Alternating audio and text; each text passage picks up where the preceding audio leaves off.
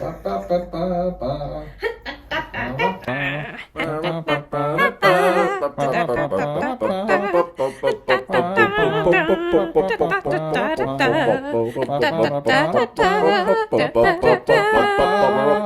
back next week. This was Now We Know. Thank you.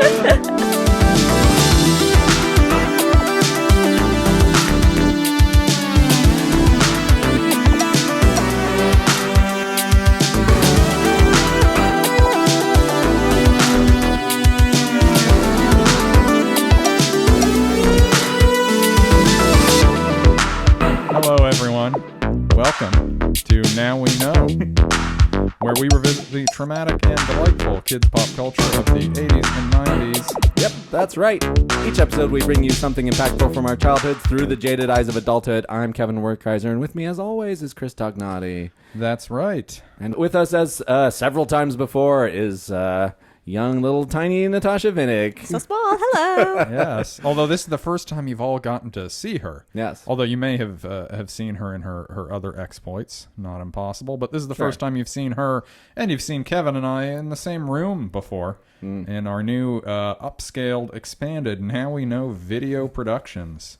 NWKVP. Yeah. Thrilling stuff. Can you tell them I'm usually bigger?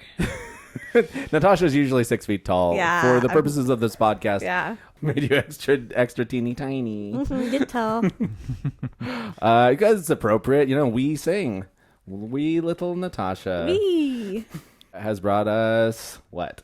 Grandpa's Magical Toys. Yeah. A movie. What was referred to Are you sure? We referred to this on the watch along, Natasha. Are you sure you don't need to be diped up for this? I'm already diped, you baby. You sound a little too excited. I'm double diped, I told you. Front and back. backsies. Some would call that the trad dipe. So what is this? What did you do? Why did you do this? Explain yourself. Yeah. You mean like why did I make you guys watch this film? Yes. What was Because it you to guys were like, Natasha, please be on our podcast, please. What's something you like? That's not what you're supposed to say right now. You're supposed to say why it was so impactful that you couldn't help but bring it on the show a brief 6 years after the last time you were on. Okay. So, can I be real? Yeah. Please. As a youth, I must have watched this. I don't know who would have purchased this for me. I don't remember physically watching it. I don't remember like asking it to play. I don't know how I watched it or who played it for me or in what contexts. But then for like most of my life, every once in a while, I'd be like, and once in a while I'd try to Google to try to figure out what movie it was, and I couldn't find anything. And I'd Google a lot of different things and it didn't work. The biggest image I had in my brain that like I remembered, I think maybe this is how I found it the recent time when I finally found it, was I think I Googled like muffin splitting into a lot of pieces when someone touches it. Like I Googled something like that, and then finally Grandpa's Magical Toys came up. This must have been like 3 years ago maybe, and then I watched the whole thing on YouTube, and like every new moment made me cry. I like couldn't believe any of it was real. I don't know, like I had this experience in like Fry's Electronics a lot of years ago, because there was a Fry's down in LA. Maybe it closed down, but the whole thing was like the floors were, in my memory, the floors were black and white tile, and there were like Alice in Wonderland statues everywhere. And I just like had this memory from when I was young. I'm like, this feels crazy and made up. There's no real place like this. Yeah. And I visited some years ago, and it was a real place that I'd been taken to all the time to get like CD-ROMs. Right, and there were actually all of these like magical, like Alice in Wonderland, like, and like, I don't know. It's just like you have stuff in your brain, and you're like, was this real? Was this childhood? Was this like dreams that I made up? And it like, I don't know, it was really like sweet confirming that it was all real, and it made me very emotional. Yeah. Your childhood was not all shitty. There was this one good thing. It wasn't a dream. Yes. Very recently, I was talking to my therapist, and I'm like, how come whenever I think of my childhood, it makes me very sad? And she's like, because your childhood was sad. It's pretty good. It's hard to argue. So like, I don't know. Yeah, it made me very like emotional when I saw it, that it was all real and it was sweet and cute. And that's how I came to it. I found it. I saw it. Yeah. How did you guys come to it? Yeah. Well, I will say that when I was a tween, I suddenly had a pair of younger siblings, and By magic. I don't know how they make them. Yeah, me neither. And so they watched a bunch of dumb 90s kids shit. They're all like your age, your dumb This age. film came out in 1988, for the record, Okay. a year before I was born. Well, weird. Like I was really the you would think the like wheelhouse for these things. Yeah. Being because I would be 6.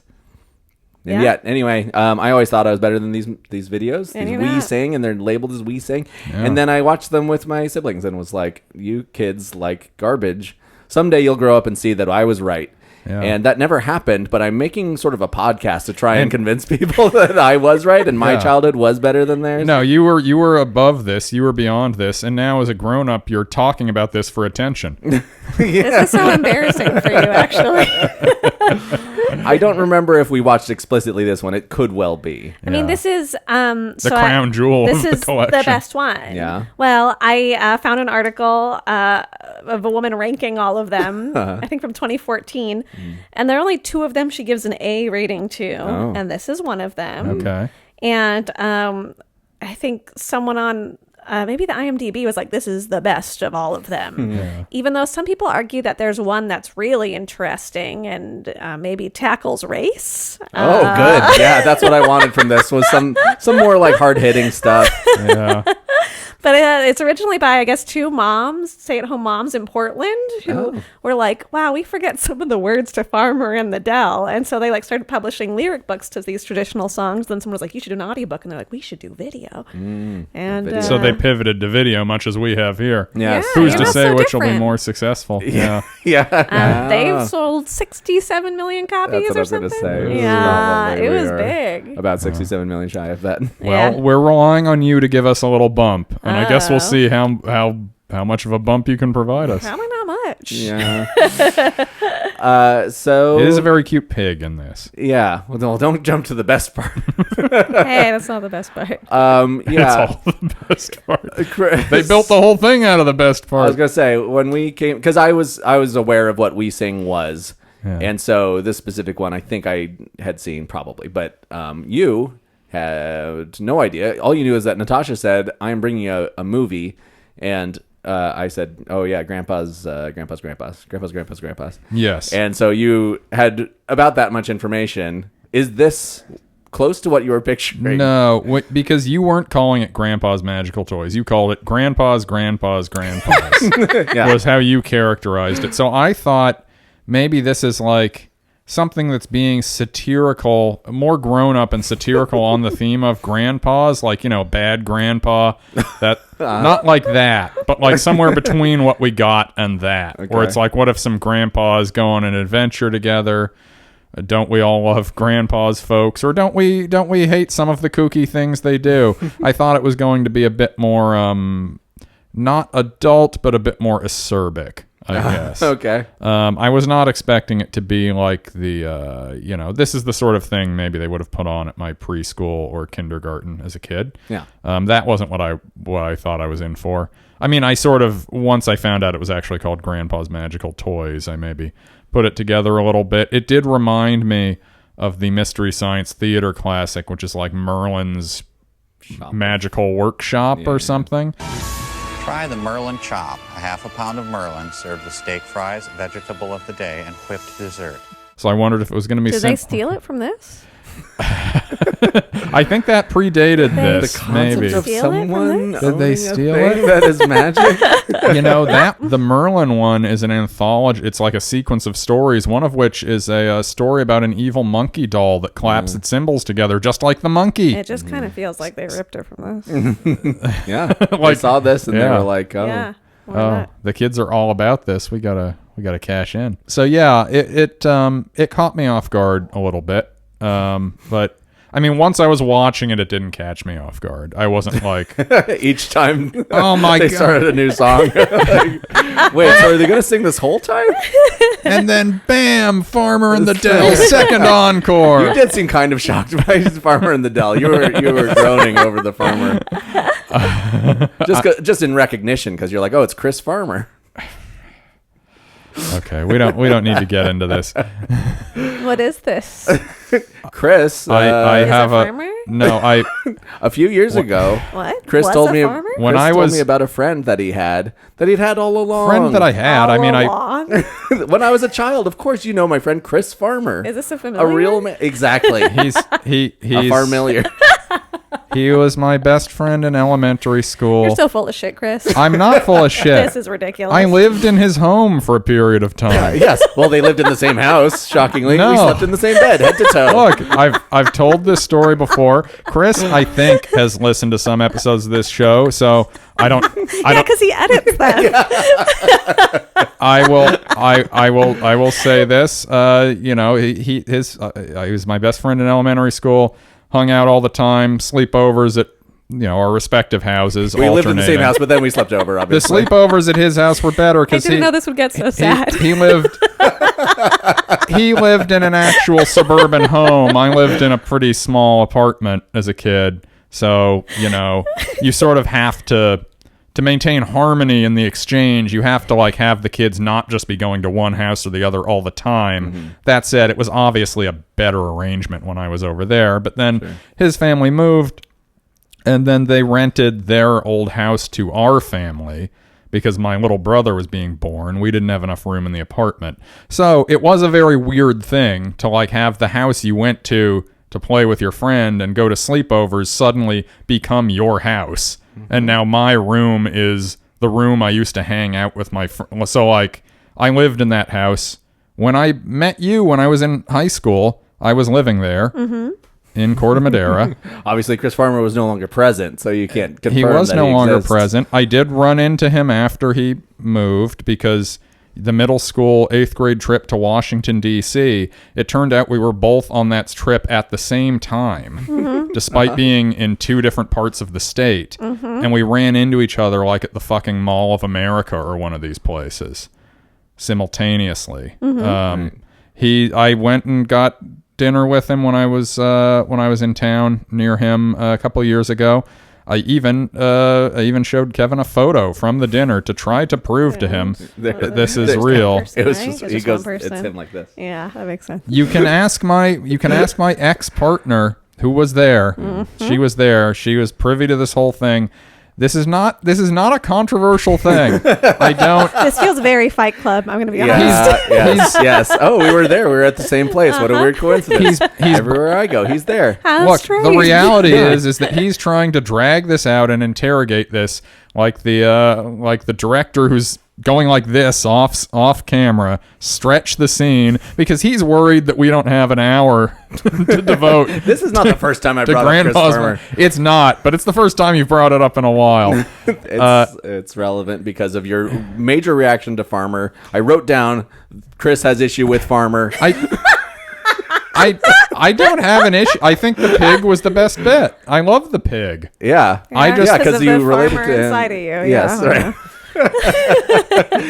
Look, I got a dumb question. Oh. yeah. What's a dell? It's like a dale. I thought it was like hill and dale. Yeah. Like an Farmer in the dell? farmer in I the thought it dale. was like a grassy spot. Like a knell? Where a pig may dwell. What's a dell? Can I look up dell? Sure. A Look up humble dell. dell where a pig may dwell. Is that a thing? Is that a real rhyme?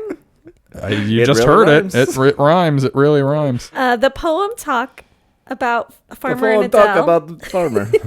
which means a small wooded valley. A wooded valley. Okay. So it's not grassy. Yeah. It is Yeah. a valley. I mean, woods are often a But little. then there's a word Why is a farmer in the dale. woods? A dale is a valley, especially a broad one. A dell is a small valley, usually among trees. Okay. Well, I don't know if it needed to be that confusing. I wouldn't. I just don't think I would farm in a dell. Oh, yeah, I thought the whole point is flat. No trees. You get rid of Yeah. those trees. Yeah, The dell's plant not other lasting long. plants. Get ready. Dale's coming. Man. so I just want to lead off here by saying that this film, I would consider it a concert film. What do you mean a concert film? You mean like a musical? Yeah. It's a yeah. musical. It's a musical. It's not a concert. It's the only film 'cause it's musical not I live. like. We don't. Maybe it aired live. We don't know. It's very not. That's why live the feeling. choreography was How did so they do tight. all the tricks? Yeah. How they The do all vibe those isn't live. magic Yeah. effects? This had 16 not so original songs. Yes. Here are the songs. Good Morning. Good morning. Good morning. That was good. Punchinello. Hello, what can you do? What do you? A Sailor Went to Sea.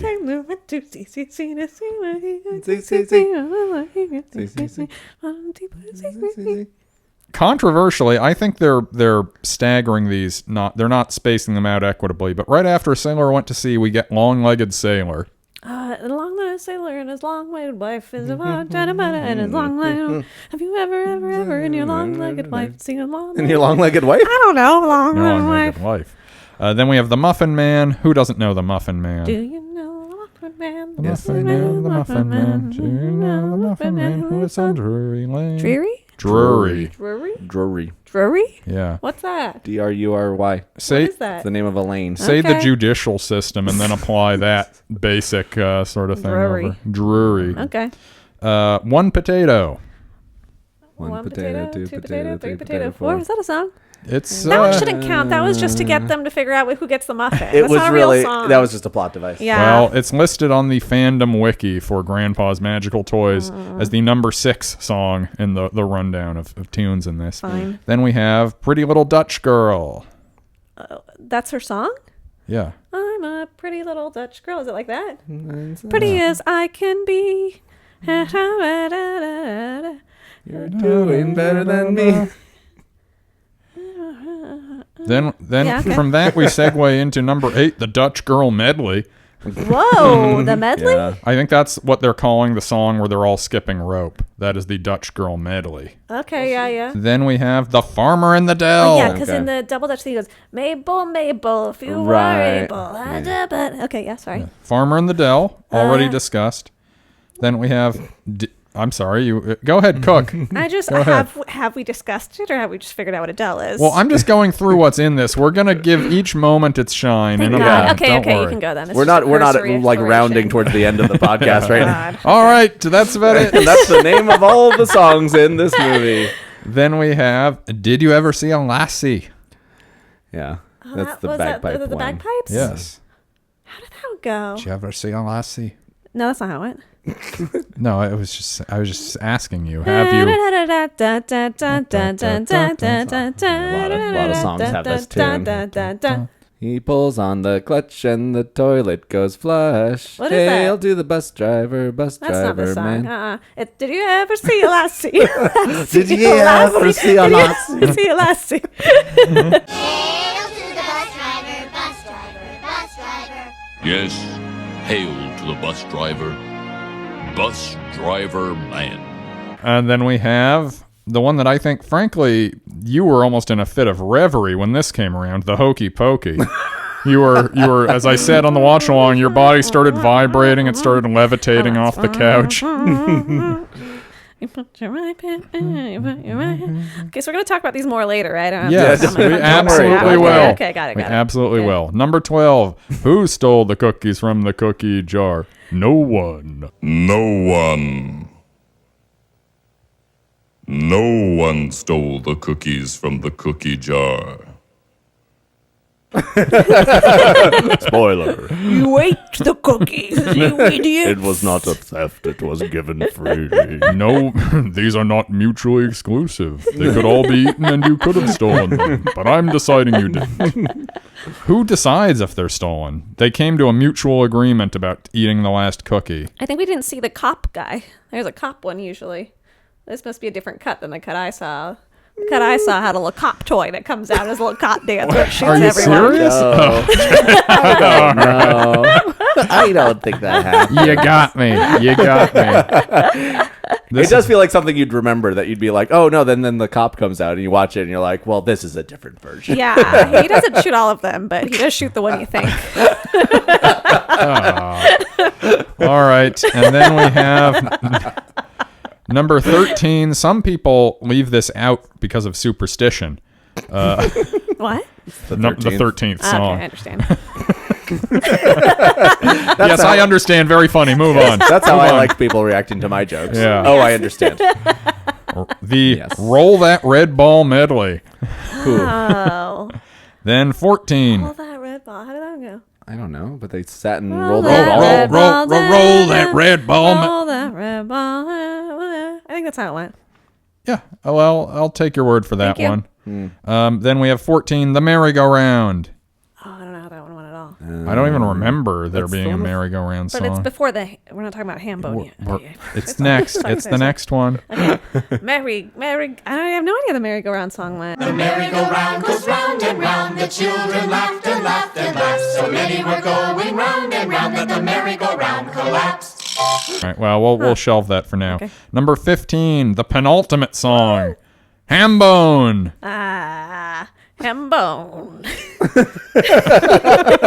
You've been waiting for it. You don't even have anything. What's the zoom-in shot that Yeah. I'm talking about? There's Yeah. Hambone, where you been? I've been around the world, and I'll do it again. Hambone. Yeah, okay. Yeah, troubling Zoom. Yes. So good. Hambone, where you been? I've been around the world and I'm going again.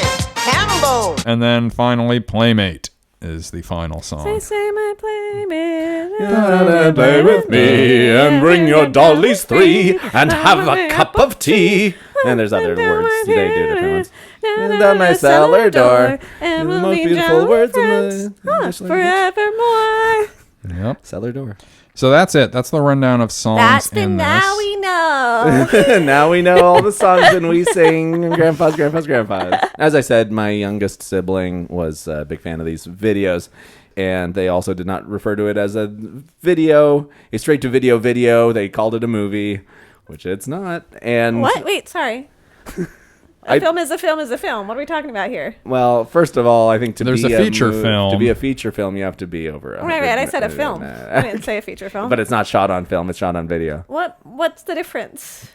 Quality. So are all the movies that are shot on video not called films? We're not allowed to call them films? Don't you think some of the things that have won Oscars? Things changed. So then it sounds like this is a fucking In the- film.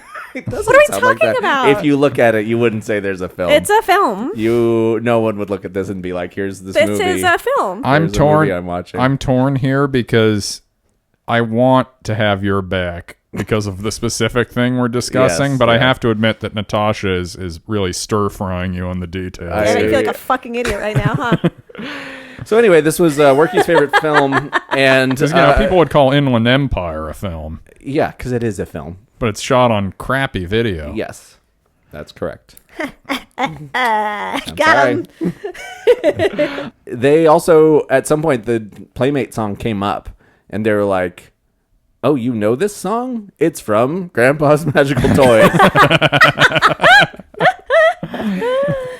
But This song was also you have to originated know- by Punchinello. Right, you have to. So it's like they thought, well, all the other ones are stolen, but this one was original and written Yeah. for them, the movie. How Stolen funny. Valor, Stolen Playmates.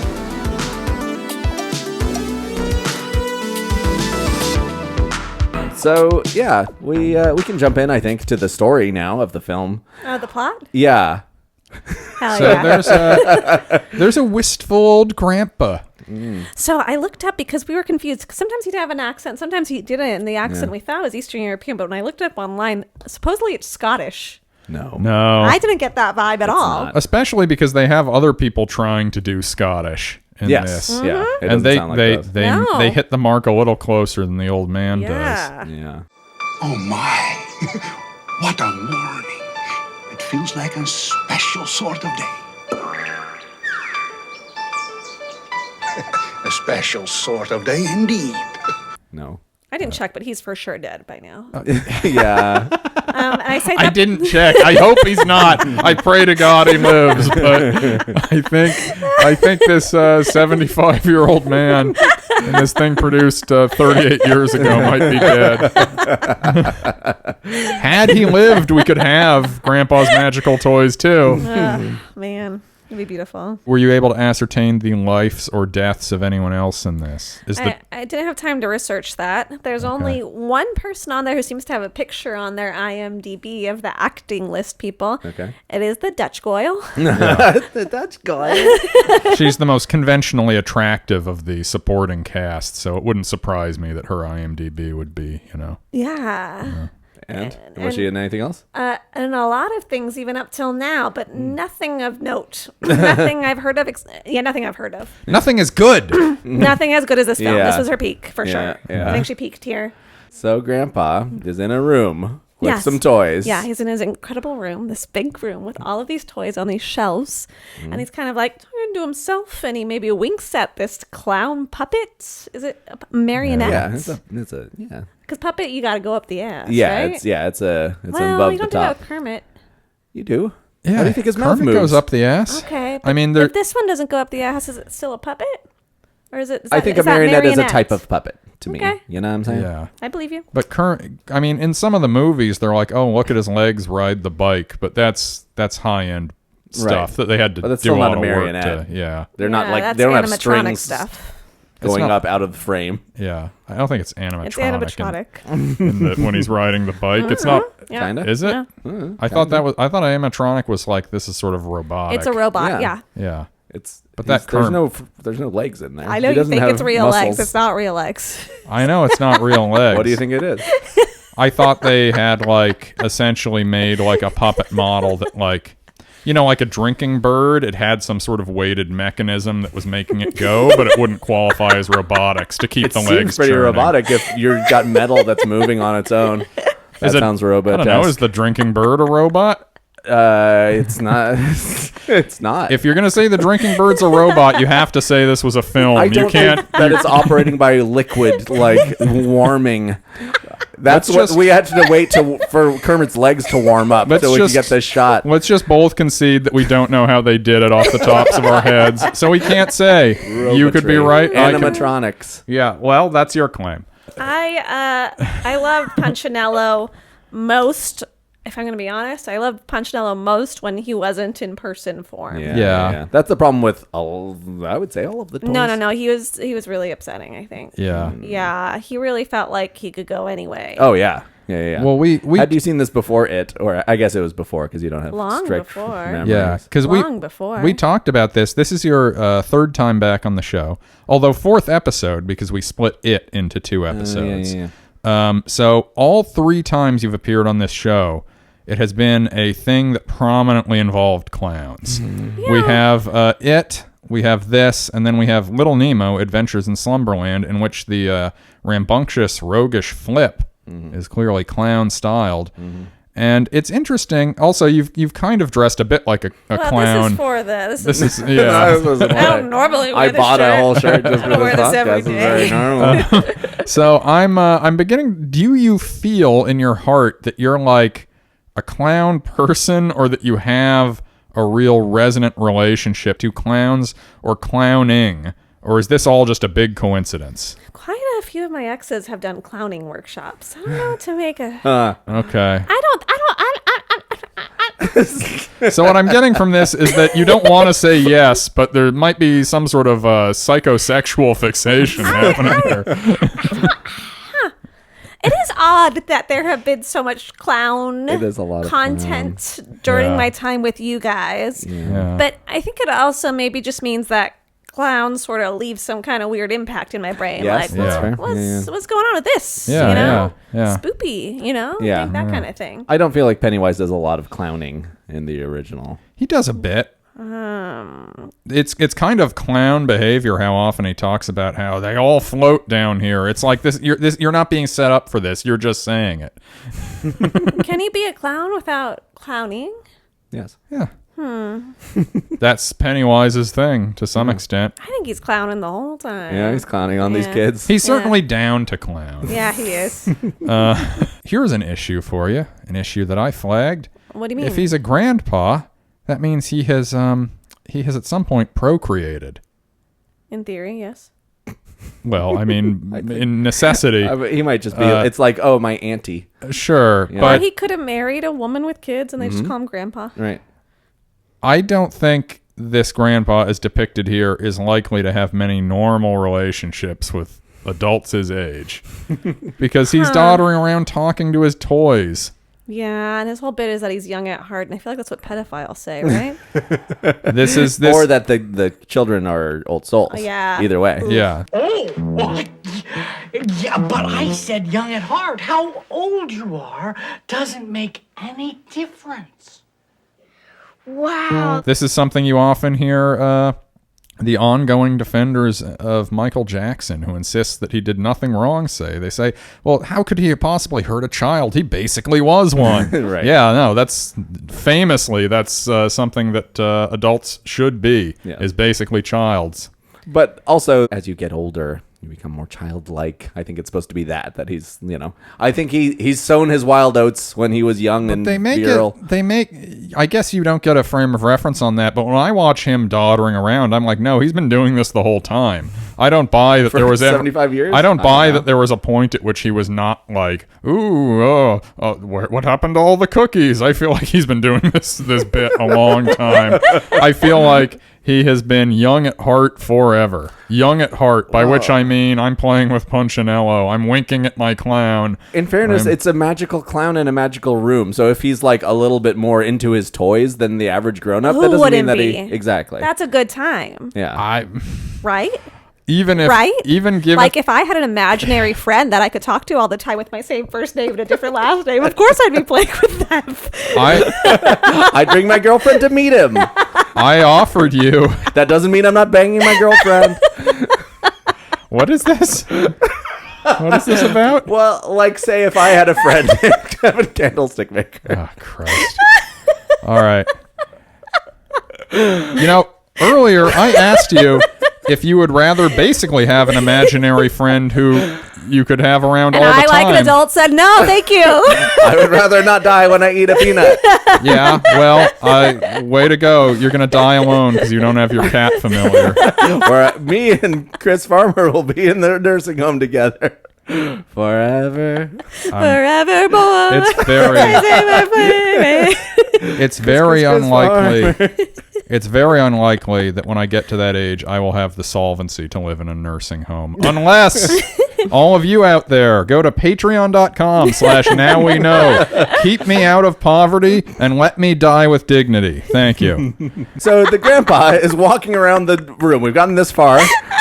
We're rocketing towards it. The thing is, the reason I think it's necessary to say all 16 songs in advance is that's a lot of songs for a 53-minute film. Is it? What's I think you could call for a it musical. I mean, this is sort of more of an operetta almost than a traditional musical. It's the music's sort What's of an operetta. It's where like Gilbert and Sullivan, where they're mostly singing everything. You don't know Gilbert and Sullivan. Okay, like an Well, I don't even know how to explain anything to you. What's a music called? Grease.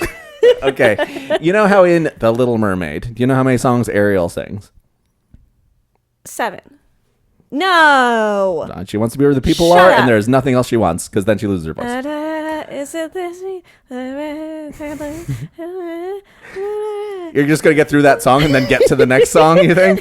Obviously, there are... I want to be with the people. Yeah, okay. Yeah, there are more songs. Oh, I see. I thought the intro was a different song.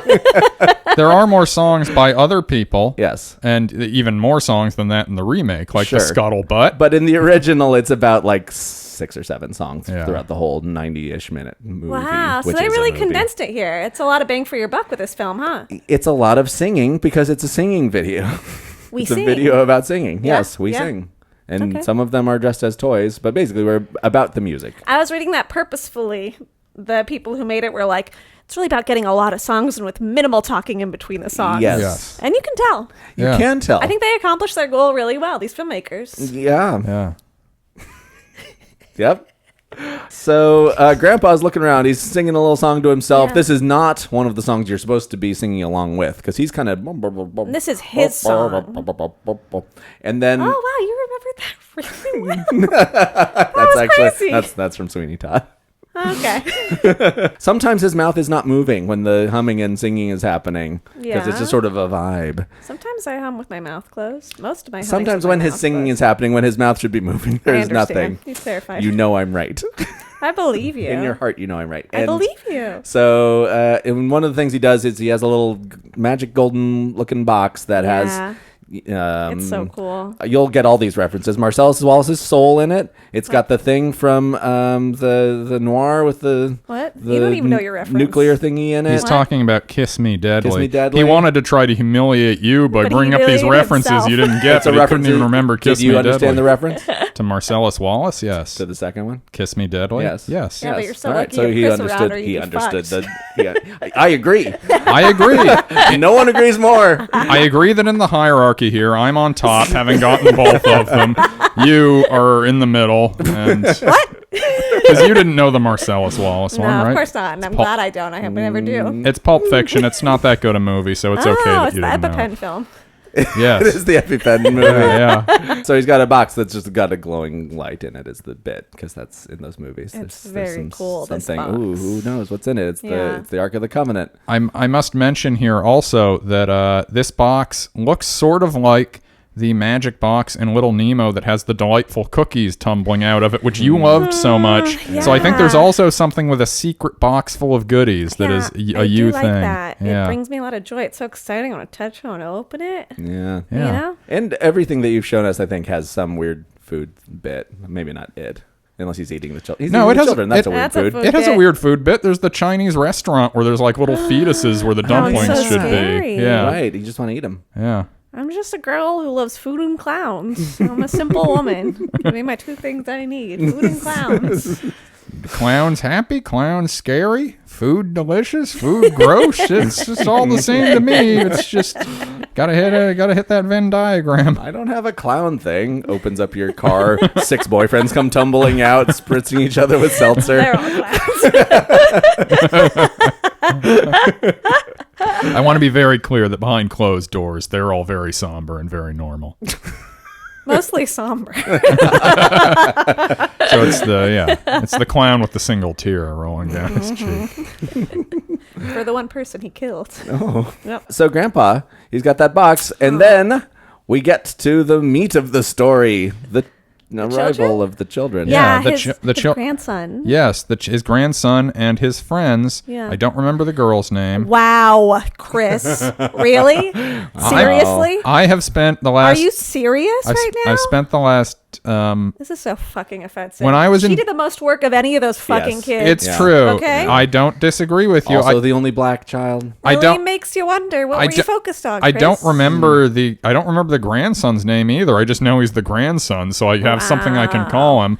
I think the one in the green sweater is David, I want to say. Yeah, it is David. And I only remember that because he was the most pathetic and risible of the three, so I pitied him, and that's why I remembered his name. They also do a tortured bit about it where he's like clearly the shy one, and Grandpa's like, "Oh, hi, Leonard," and he's like, I was reading that's Is supposed to be a Grandpa- reference to a Star Trek thing, is what I was reading. Okay, Leonard Nimoy. Yeah, I guess because his haircut's crazy. The kids. Huh? It is kind of Spockian, I Yeah. suppose, but it's a stretch. I And, stretch and it. obviously that is a Spock great- struggles with emotion, Oh, and he's a little awkward with these outward displays of vibrancy and buoyancy.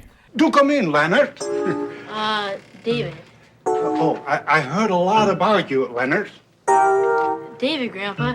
Oh, I thought you called him Leonard. David. Well, David it is then. Good morning, and how do you do? I also think that that exactly is the kind of joke that your real grandfather would make, and you're like, I don't even know what he's saying, but he's being weird in front of my friends, and he's like, "Oh, it's Leonard," and then years later, you're like, "Oh, he thought he looked like Spock." I feel like I have so many things like that where I'm like, I still don't know, like, was that a joke they were making or were they being weird? Right. Yeah. Yeah. Still some big mysteries like that in my life. Yeah. You know? But also, the older I get, the more I'm like, yeah, good. I'm saying something weird for me. Everybody's confused. Yeah, I don't care. That's not for you. One time I was walking down the street out in Bolinas. Got a little. Were you wearing shoes? I was wearing shoes. Shoeby. I'm a shoeby. There's no doubt about that. I'm carrying a little plastic bag we got from the store. Guy biking down the street. Are you familiar with the Mother Goose snack slogan? For a while was "What's in the bag, Goose." Have you heard this? No. Yeah. Was that a reference to Andrew Dice Clay? What's I that? don't know. Well, Miss Muffet sat on a tuffet, eating a curds and whey. Long came a Spidey, sat down beside, he said, "Hey, what's in the bowl, bitch?" Oh! I somewhat doubt it. But so this guy is biking down. He turns as he's passing me and says in a hauntingly perfect croaking Donald Duck voice, "What's in the bag, goose?" as I'm carrying this plastic bag. Can you do the voice that you say that he did it in? No, if I could do, I mean. Can you try? What's in the bag? I can't do it. I can't do the Donald Duck voice, Okay. but if you listen to Donald Duck and imagine him saying, "What's in the bag, goose?" He turned and said this as he was. That, right? Yeah, That's That's better. Obviously, I don't think you would be able to form words while you did that. How But would he say that to me? I don't know. He's just a hurtful man. Yeah. I've been so much nicer to you throughout this than he has. And frankly, I'm getting nothing in return for it. You're ganging up on me. We're ganging up on you and Chris Farmer. I've been one of your. It's 2-2. It's 2-2. Well, here's a tidbit for you. Chris Farmer was there when this happened. You see how it goes, though. This was when I was. It's hard to. I was in Bolinas. We used to go out there like on weekends in the summer. That's why I was out there at the time. So I don't even know that he would remember this. So don't chase after asking him about it. Maybe don't he would. attempt I don't to know. call him. Maybe he would. I don't know, but I certainly remember it because I didn't know that was the slogan for Granny Goose. Right, yeah. As you didn't. I sure didn't. Yeah. So your point is that he did a weird thing and it's still haunted you to this day, maybe. How did we get on this subject? Because we were talking about grandpas, and he was he was saying a joke. He was calling the kid Leonard because he thinks he looks like Spock. And, and none of us get that joke. And I still kind of don't know, like, was he deranged or was he just a funny guy teasing a kid? Yes. I think it's both. Yeah. Yeah. I think it often is both. Yeah. Once you get older and you're like, no, there's people who would tease kids lightheartedly, but, you know, now that I'm a grown-up, it's like, I don't know, how many people do I see in my day-to-day life that I would consider at least a little deranged? Yeah, especially in Bolinas. Hey, it's salt of the earth people out there. I feel like the fewer people you see, or like each one I see, I have to really make a bigger impact on each one. So I have to be stranger and stranger. Yes, totally. know? And so they see no one because there's 200 people in the town. Yep. And none of them associate with him anymore because he just does his Donald Duck voice to each of them. Yeah, which is impressive, as we've established. Yes, yeah. Not None of us everybody can do it. Yeah. If I could do it, I'd be doing it all the time too. Yeah, I bet you would. Yeah. So, Punchinello, the puppet, the clown puppet, comes... Your paisan. What? It's me, a Punchinello. He's A Italian like him. Yeah. You're about to get a Punchinello and the Nosarello. Never forget who you are, Punchinello. Wow. That is... I'm impressed. That's some Chrysler. That actually warms my heart because I was like, does she even remember the things I tell her about myself? I was going to say... I'll never forget Chris Farmer, tell you what. You've just attacked me for forgetting this girl's name, the one girl of the three. Yes. So you're accusing me of being some sort of retrograde sexist. Yes. So therefore, you are now gambling on how I feel about like violence against women, though. Yes. I know this. So just bear in mind that you're easily within bopping range here. Yeah, okay. I get bopped. Yeah. Like one of those clown punching bags. Those are animatronic as well, you know? No, they're not. This is exactly some what sort of I'm weight getting. system. This is exactly pop what back up. Exactly the sort of thing I'm getting at. There's weights in the legs. They are creating it's a propulsive thing. It's not gears and microchips in Kermit's legs in there.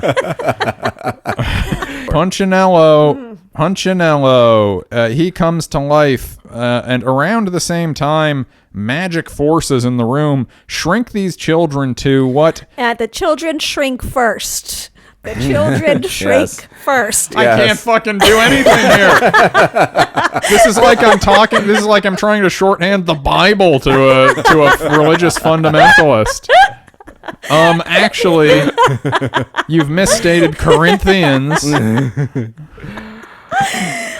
Sorry, it's just like they walk away, then magical gold dust goes Yes. over The them. whole thing is that it's like Grandpa is like, oh, have fun in my magic room. It's really fun. It's not. He doesn't say it's magic, but my grandson has come to visit me and his friends. Here you go. Let me lock you in my room. Yes, let me leave you all alone. Find the key.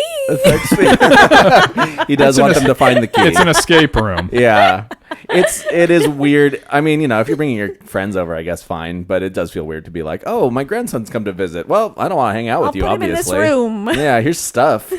Please don't talk to me. That's what my parents did, so I don't know. Yeah, your parents, not your grandparents. You're coming to visit special Yeah, times. my grandparents liked me till they died. Okay, so Sorry. I apologize. Thank you. They shrink first. Yeah. There's some Grandpa magic. said that the clown, or the boy has said that the clown winked at him once, and the kids are like, "That's not possible." Yeah. That's crazy. We've set up there's only like 6 lines of dialogue in this movie. We have Yeah. to say each one. I've been looking at him for years, but once, I was almost sure he... What? He winked at me. That's impossible. He's just a toy, and toys don't wink.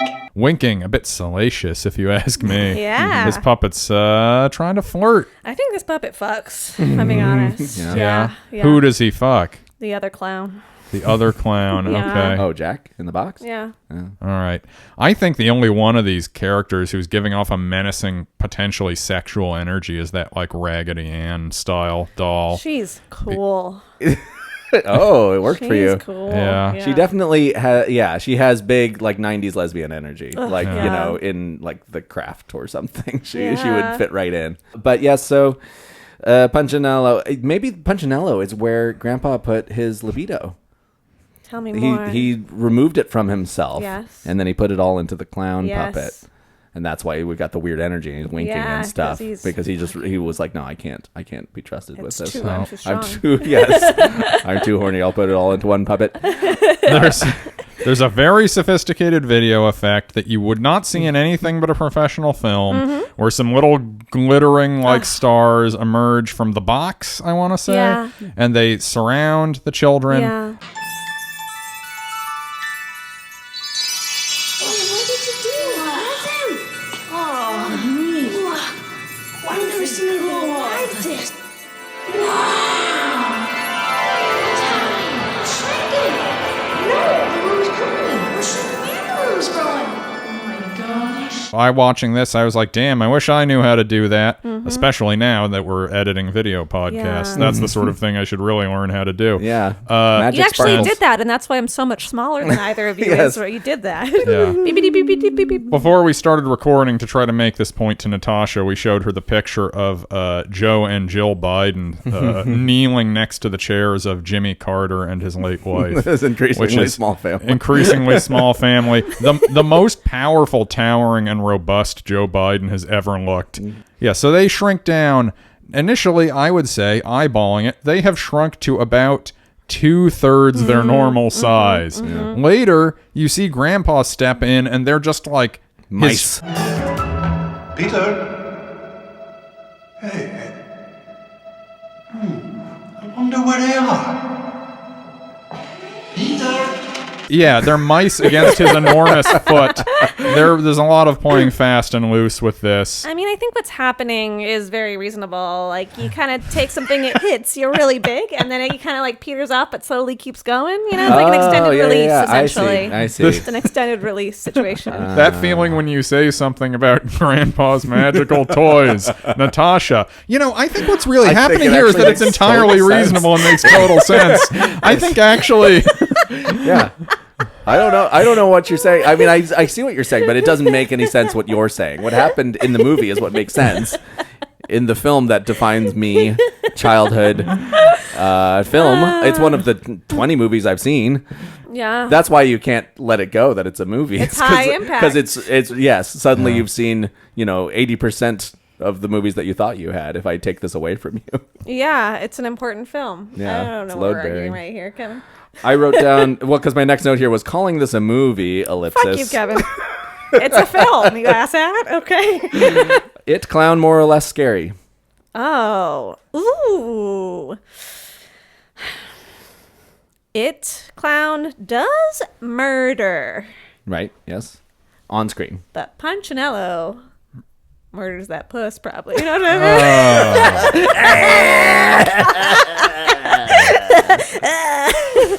I got some supplements to sell you guys, by the way.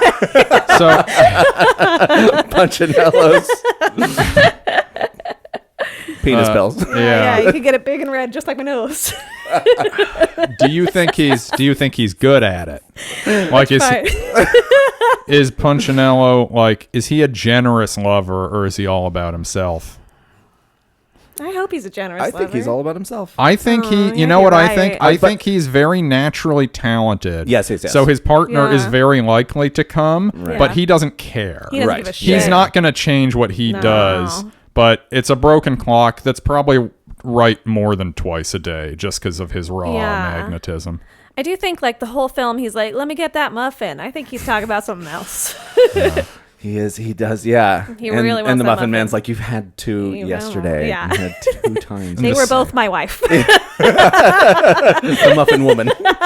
And the Sailor got in there too, but he only had one. So Punchinello has his song introducing this magical new reality that they're all very happy to be in, where they're 2/3 their normal size, and they're stuck in this room that their grandpa locked them in with these magical toys.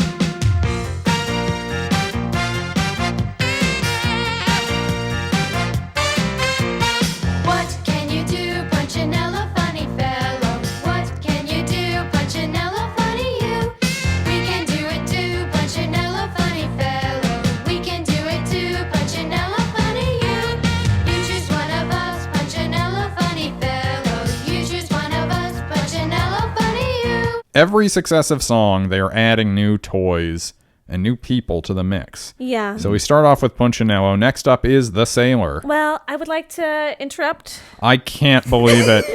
You would like to pump the brakes a little bit to correct something I've glossed over in this narrative? Yes, okay. Between the Sailor and Punchinello is the beginning of a very enjoyable running bit, which is the bird.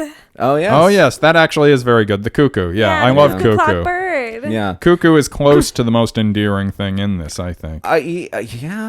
She feels the most like we made one puppet. We do the one thing that we do with her. It feels like the difference between, like, if I saw this on stage, I would think, oh, they're fucking up. They're closing the doors on her. Because when she pops out of the cuckoo clock and then they hit her, like, she goes, ow, off screen, but the puppet does nothing to signify, like, I'm in pain. Yeah. Well, what time is it?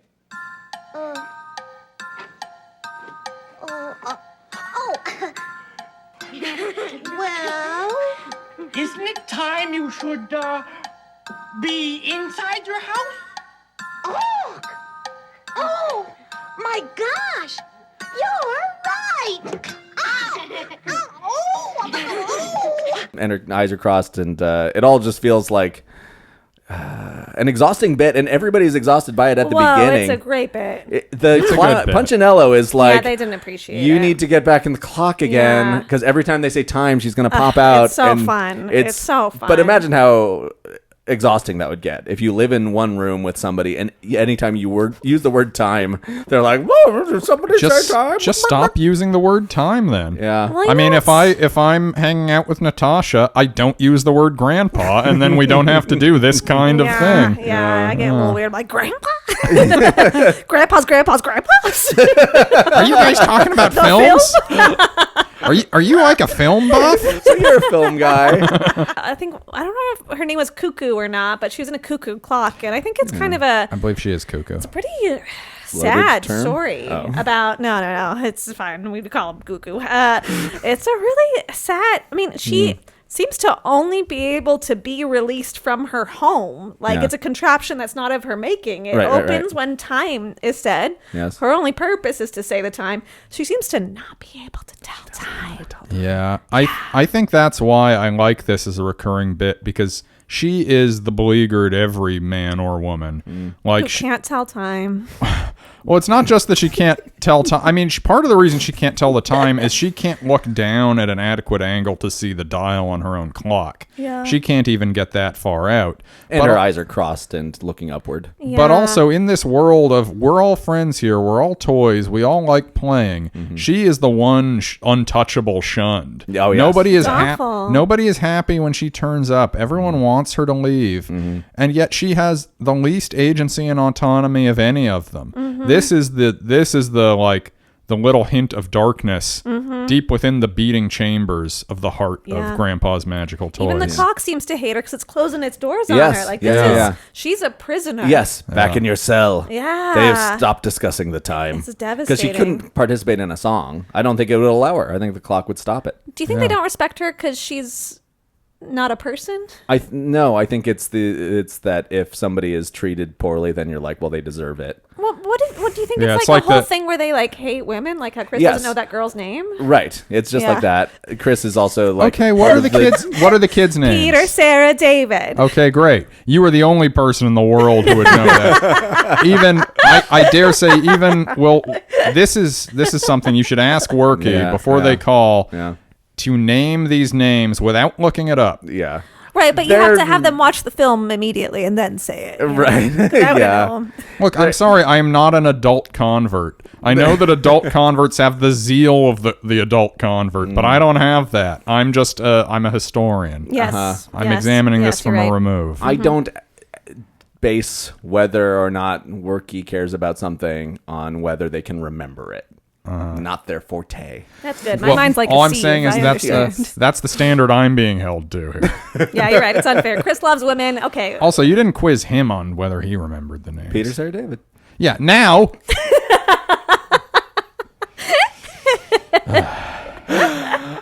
The three apostles. Yes. I thought it was rather religious, right? Yeah, it does feel. Yeah. So I also will say that David is also part of the darkness. The way they treat David. David is the fat one. He's mostly just wearing a big sweatshirt. Just got big sweater. He's wearing a big sweater. He's got he's got baby fat on the face. Yeah, but you can tell when he's moving around that under the fat kid's sweater, he's ripped. I wasn't going to say David is shredded. I wasn't going to say that, but That little kid's pumping iron. all right. Someone has a crush. Do you think he's dead? Yeah. Yeah. You can't do steroids that early. It's true. At the end of the movie, he takes off the sweatshirt. He's got the baby face, and then just like so you're Schwarzenegger. You're viewing him as a baby Gronk figure. Yes. Did you hear that Livy Dunn just rizzed up David from Grandpa's Magical Toys? You don't remember this? I played this for you. It was some TikTok. You know these TikToks where it's got like a weirdly stilted voice. Did you hear Livy Dunn just rizzed up baby Gronk? Yeah.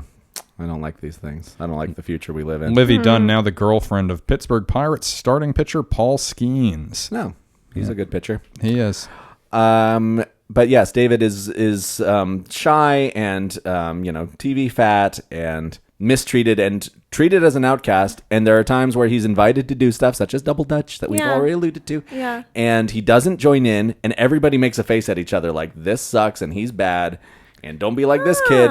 Everybody, there's never redemption for him. They're never like, oh David's really. I absolutely disagree. There is, because he belts it out at one point. There are several points where he gets to shine and show his skills. He's got his fun little accent that he gets to do, and everyone's impressed by it. He's better at the accents than the other kids. He does a cool sing. He does some fun dancing stuff. Okay. I think he has a great time. I still think that it's not nice that they show the adults being judgmental of him not joining. I agree with you about that, but I think they're this is trying to be affirmational and aspirational. Like, look, you need to let it out, let your spirit free, have the bravery to engage in group activities, even when you are dressed as though you are 7 pounds overweight. Yes. It's really moving.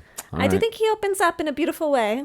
I think also that the casting was mean. The casting was mean? Yeah. This kid does sort of feel like typecast. Yeah. They're like, bring me the child that least wants to be at this audition. We're looking for a... Look, there's no easy way to say this. Are any of these children drips? Are there any real drips here in the room? Yeah. Look, you're his parents. Be honest. If he wasn't here, he wouldn't be with friends right now, right? Right, he's not dead. If he hadn't come to the audition, he'd be with his best friend with the same name, David but a different last name. Christopher or Chris was the most popular boys. It's the same first name. I don't know if you caught. Was the most popular first name in America for boys the year I was born. So, frankly, So if I'd had a friend, odds are good. It's a little. Yes. You know what's a little more unlikely is there being two people who know each other named Natasha, yet I never hear the end of your fears about that sort of thing. You're always like, you know another Natasha? I never want you to talk to her again. Where does she live? Yeah.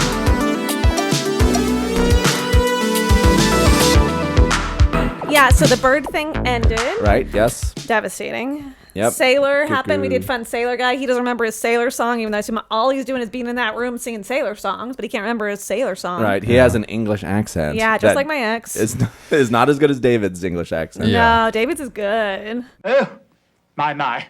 I'm so confused. How do you do? So nice to meet you. I don't understand why I can't get this right. Oh, what seems to be the problem, old chap? You seem to be having a very difficult time of it. No, we were very clear that every successive toy you meet in this is somehow a reflection of some tendency Natasha has in her dating life. Yeah, that does feel kind of true. Mm-hmm. Yeah, Sailor guy doesn't know his little Sailor song. And then we move on to Baker. Baker. The Muffin Man. The Muffin Man. Yeah, I called him Baker, and then I remembered he's a Muffin Man, and I underlined it. Okay, good. Yeah. He has one muffin, only one muffin for everyone. It's a whole big thing. And then they his played a chef potato hat. game. It's in a chef hat. Like Frankly, he's I don't working want at I don't want a muffin that's been sitting inside someone's hat. What are those places? What are those fun places where they cook right in front of you? What do you mean? The Japanese Benihana? machi-machi. Yeah, Benihana. yeah. He's like working at a Benihana. He's like, here's my shrimp at the top of the head. I pulled it back with my spatulas. I'm so good with spatulas. Yeah. I could do this anywhere. Any Benihana in the world would employ me. And nowhere else. Be the Muffin Man. He's got a big mustache. Crazy Yes. mustache. They have a bit of a kerfuffle about, we all want muffins, but there's only one muffin left. Also, Punchinello, you already had 2 muffins, and the sailor had 1. So we have to decide which of these kids gets the muffin. Yeah. So they begin playing a game And it feels pretty rigged. It is rigged because this is exactly... What's the game they're doing? Potatoes. One potato, Right, two one potato, potato. 3 potato, 4. I don't know. 1 potato, 2 potato, 3 potato, 4, 5 potato, 6 potato, 7 potato more.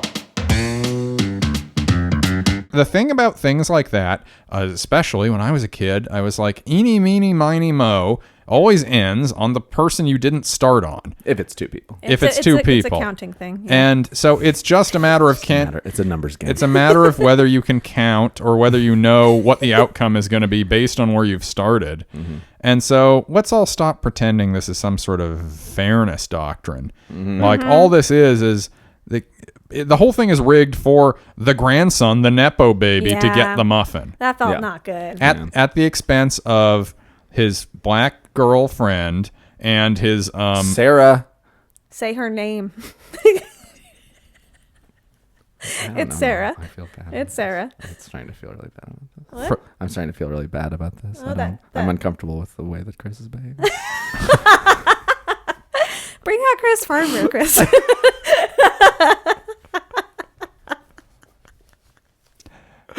Natasha, would you like to take over as the long-term host of Now We Know? How about next? I wouldn't, but I know Natasha who would. Podcaster. I'm sorry. You can kick me out. I would never kick you out. Sorry, I did this to you guys. This is why we brought you here.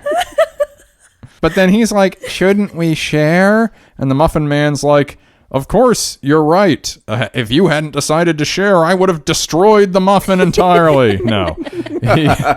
He taps the muffin, and it like light emerges from like in quarters. Or something. And it opens up like a bloomin' muffin, an Outback bloomin' muffin. Why don't we share it? Then everybody will get some. Oh, yes! Share it! What a wonderful idea!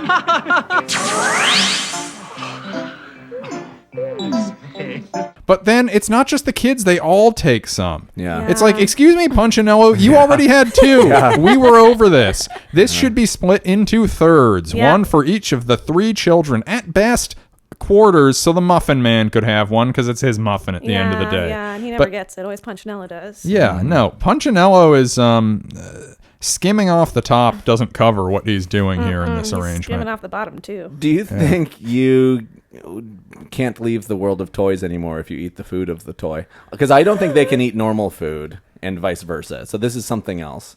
So you're saying that the food they are eating is not normal muffin? It's magic muffin. It's like it's maybe yarn. Like it's not going to be made of food. They can't be. Grandpa's not leaving like flour, baking soda, baking powder. I guess we're not going to see like part 2 where we see what the poops are made of to really exactly. figure out what They can eat normal food because they are going to eat the cookies. They're going to. Them. They swarm them, but they don't eat the giant cookies. They're going to eat the giant cookies, obviously. Maybe we should watch the other ones to see what happens to them. Maybe we should watch the rest of the series right now to see what happens to them. Grandpa's other magical toys. It's magic. The effect makes the muffin look disgusting, and then once I it's think it looks fantastic. Oh, I shocking. thought it was extraordinary. I'm I was so like, shocked. wow, and they get such big pieces. It's like weird colors. So it doesn't generous. look like They get so much muffin each. Imagine being able to have a fifth of a muffin, eighth of a big muffin. Sixth. And then once it is cut, then it just looks like sad, dry, like raisin bread. It It's looked not so beautiful to me as a kid. It- Yeah. Now as an adult. I get the majesty of that sort of thing when you're watching as a kid. It is undeniably true that once the muffin has been split, you're like, this is bread. This Yeah. is whole wheat bread. It's not like muffin look. No. Huh. I think it was like, like pumpkin bread or something. The vibe was pumpkin bread to me. At very best, I would say it is the driest banana bread you've ever seen. Yeah. So what happens next? I can tell you. Please it do. is what I refer to in writing as the clog lady, Oh, yes. but she's actually the Dutch girl. The Dutch girl. Yes. The Dutch girl who, as we said earlier, is the most conventionally attractive member of the cast So by hot. human standards. What are the other standards? Human standards as opposed to toy standards. Okay, okay. So The we kind can't of say the whether- kind of She person does seem unattractive to the toys. the Yeah, kind of they hate her they- because she's a woman. they they do, but also let's say this: she's more attractive to a normal human being than Punchinello is. Mm-hmm. I will emphasize that I said normal human being. I agree. All right. I thought she was so hot. Yeah. So she's a little Dutch girl who has a Joyzy accent. Yeah. Hello. Hi. What's that you're humming? Oh, it's just a silly old song some of my friends made up. Well, I just can't get it out of my head. You know how that is when you hear a song and you just can't get it out of your head? And it's really funny because it keeps going around and around. And you try to forget it or you try to think about something else, but you just can't. Yeah. Why? Just because they're like, don't do a Dutch thing. She's like, oh, thank you She's probably very like, much. what's Dutch? Yeah. Well, can I Dutch is sort of the Joyzy of Northern Europe. She's like, I'm in a production of Little Shop of Horrors. Hey, you guys, I don't want to do a whole new character for this. I'm playing Audrey in Little Shop of Horrors, and I'm doing sort of a, method thing. And they're like, yes, that's our Dutch girl. I love it. That was really nice, Carmen. Yeah. You're welcome. He has the voice of an angel.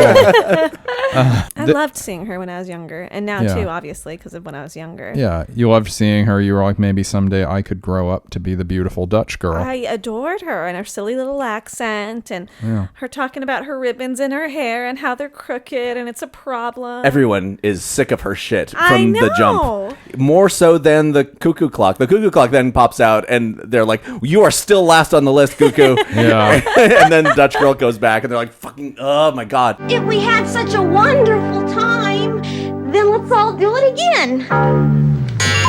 Cuckoo! Did I hear wonderful time? Cuckoo.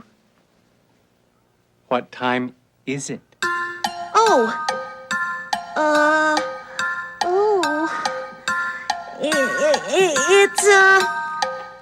It's time for Dutch Girl to straighten her ribbons.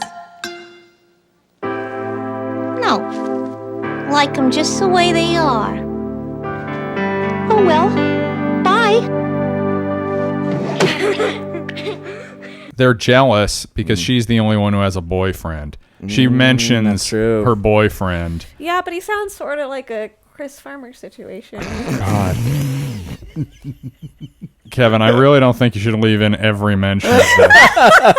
She sings a song talking about her boyfriend made of Jello, and some part of him made of pickles, probably the dick. Naturally, some part of him. And I don't know, I really like her. She's so cute. My boyfriend's name is Mello.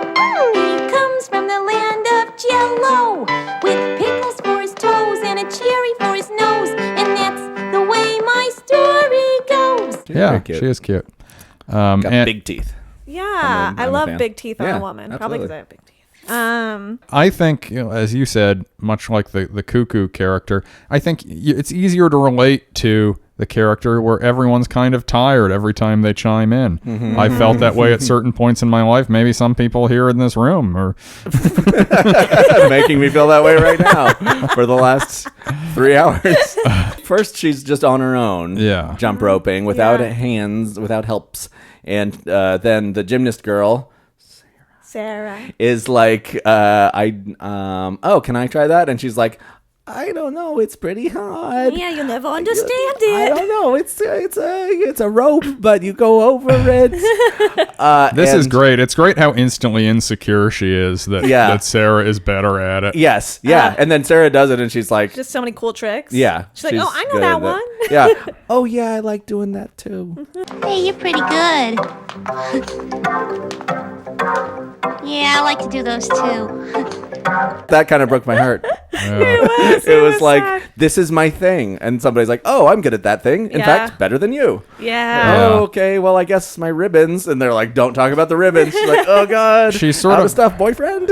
She's sort of caught in a similar dilemma to the NBA slam dunk contest, where it's like, a 7-foot big man throwing it down is never going to be as impressive as Spud Webb getting up there at 5'9". You know, you got a kid who's out there cutting it up with the jump rope. It's just more impressive than like, oh wow, a 19-year-old woman can jump rope. Yeah, sure you can. Right.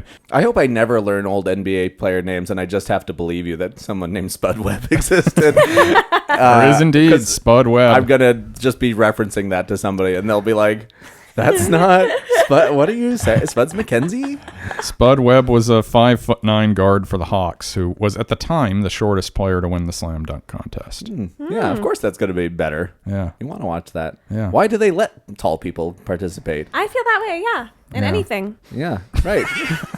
Why? You know, certainly if it's like, oh, get something off the top shelf contest. I have a stool. Grow up. Right. You know. Yeah. I think the growing up is what you never Grow did. down. Okay. Get low. Get short. I do think, and no one acknowledges that it's pretty impressive that the Dutch Goyle is able to do all of this jump rope in these wooden clogs. Yeah. That's crazy. Because you look at them now and you're like, oh, they're Crocs, but they aren't. They're wooden clogs. They couldn't be. Yeah. Yeah, so there's two. They are wooden clogs. Like it's canon. It's canon. So the Dutch Girl, when she comes out, you get Pretty Little Dutch Girl, followed immediately by Dutch Girl Medley, which is happening while she begins jumping rope behind Sarah, and it's like, oh, let's all file in and all jump rope at the same time. An unnecessary thing when the sailor's trying to get in, he's like, spin the rope higher. There's not enough room for me. And then Punchinello uses his like toy magic. His Dark Side of the Force magic. Yeah. It's Force lightning all over that. He shoots a lightning bolt through the rope. Yeah. You're feeling very filthy today. Sorry.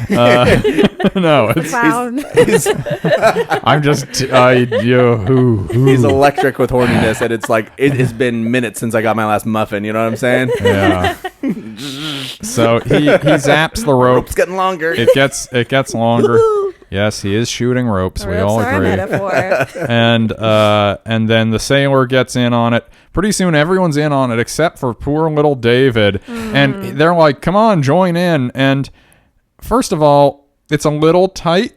But the Punchinello does not zap it again to give him more room. I don't think that was the problem. It was that it was scary to jump in. Fine, but he doesn't do it for him. He Well, extended it for everyone up to him. Yeah. If they wanted him to get in, they should have just slowed it down for him. 'Cause Yes. clearly he was just scared of the speed. I don't think it was a matter of room. It was a speed issue. So he's just kind of standing there to the side, like, like fidgeting and like he doesn't want to jump in. clearly having a bit of an episode around this, the tension of this. And then pretty soon they're all like, "Oh, well, okay," and they start leaving the jump. They just abandon ship because they he's speed it not. up. They speed up the game. Yes, So Yeah. get harder to and harder knock for the two people good out. ones. Yeah. Are left. We trip the Sarah, and then everyone falls, but then Dutch Girl just like pretends to fall after them. I don't know if you see it in the shot. It's very weird. She's like, "I'm falling too, just like you guys. I'm one of you, and we all like me." Then we have Farmer in the Dell. The farmer shows up with his adorable pig, the Penelope. pig's good. The pig is very cute. You know, the pigs Chris ate hates- so easily, huh? Yeah, interesting. I wrote down Chris hates farmer. I don't. I like the farmer fine. The issue is that I really like the pig. Howdy, howdy, and again I say howdy. And may I introduce Penelope, my most favorite pig. Are you really? The farmer in the dell, the farmer in the dell. I sure is a horned toad on a pig's back end. And would you believe that's my most favorite song? So by contrast, the farmer puts the pig down. The pig scurries away up on the tips of its hooves, a very dainty, a very cute. a dainty, cute, and frankly dignified pig. Yeah. This is like a ballet-ic pig. Yeah. But then the pig fucks off. And now I'm just watching the farmer chew his cud and like, "Yo, farmer in the dell." The moment he came on screen, he went, "Ugh." Yeah. And he had the pig at the time, so don't be like, "Oh, I liked the pig. I liked him until the pig left." Let's see the pig. Give me some more pig. He- I don't want to you watch were this. so this unhappy. This fucking hayseed. He's exactly Anyways. like everybody else. He does not. Yeah, I don't love any of them. Yeah, but he's the only one that got a groan. Well, at this point we're around. What is this? 30 minutes in. It's starting to stretch. He is the one I liked least, and Yeah. the least memorable one to me. Almost every other one gave me a reaction. I'm Yeah. like, Thank you. not him. I don't know what it is. In no way am I saying he's good. The second he comes out, he's upstaging himself with his adorable pig, and so So you should go, "Yay, pig." I'm saying yay. Let go the rule of law and Penelope. I think pig. you can behave however you want to behave, Chris, and it's unfair for you to decide what reactions Chris should have. you're trying to turn the tables and get back in my good graces, and I appreciate that. Thank you. Yeah, anytime. Uh, Do you think that after the film they ate the pig? Oh yeah, I mean that pig's not alive now. No, it is And what are you dead. gonna do? Waste it? I wouldn't. I Not think in this economy. I Price think- of eggs. Yeah. I think the pig is. You love a prosciutto. You love a prosciutto. I love a prosciutto. I think that. Never forget who you are, prosciutto.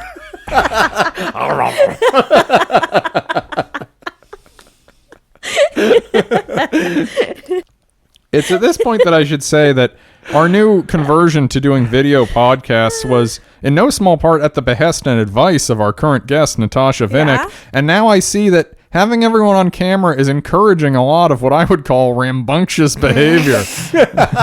We used to be about business. It's created a chain reaction here, which I think is all for the better. Obviously, I love fun. So, The Farmer in the Dell happens. I think it's not a very good song. That's my opinion. Yeah, it's not great. Guess who the cheese was? Aww. Who stood alone? It was David. It's true, and yet, letting him get this moment in the center here feels almost like a courtesy to him after his humiliation in the previous one. I guess. And cheese is the best. Yeah, but the stands alone. You're a loner. Being called a loner was not nice, even if I liked being alone as a kid a lot. Yeah. You don't like it. Yeah, it really does make you think, huh? Yeah. Does the cheese stands alone, does that also sting more when he's at least coded as the fattest kid? Cheese, very fattening. Basically pure fat. Yeah, they can say, like, the celery stands alone. Right. Yeah. Next up, we have, did you ever see a lassie? The bagpipe siblings, and I thought it was so magical when the clock lady pulled her ribbon out of one of the bagpipes. It was such a fun surprise. It's a fun surprise. You think that's magical? It felt magical as a child. All of this is magical. They're Grandpa's magical toys. Right. It's yes, right there. But in this is the least. there's something stuck in something else, like magic. And she'd been looking for her ribbon, and she found it. I was so happy for her as a kid. She never said she was looking for a ribbon. Yeah, she's like, I've been looking for this. Yeah. Yeah. In retrospect.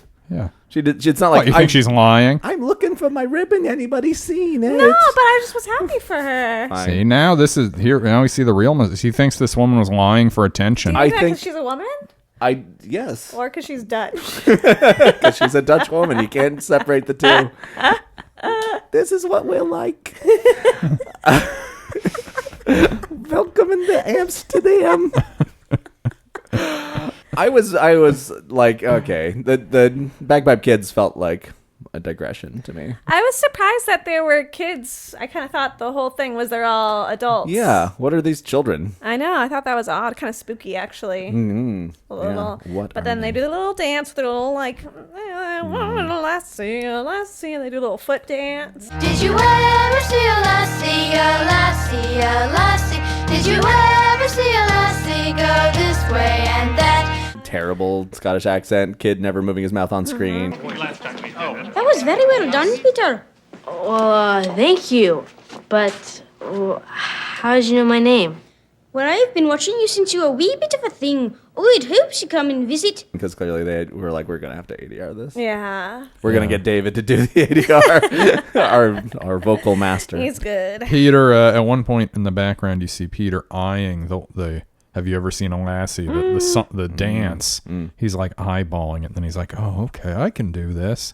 So it's sort of showing you that it's important not to be afraid of something you don't know, to practice and learn and develop new skills. Beautiful. I like that. I think there are a lot of lessons in this film.